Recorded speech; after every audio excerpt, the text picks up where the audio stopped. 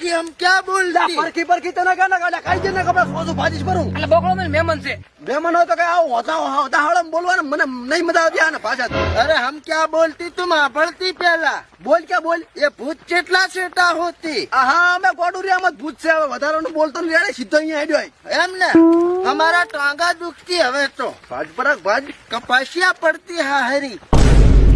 ओ वल्ला वल्ला हमको सामने से भूत दिखती। એ ભૂત નથી ભૂત નો ધણી છે मतलब भूत का भी धनी होती है ना फेरा फेरा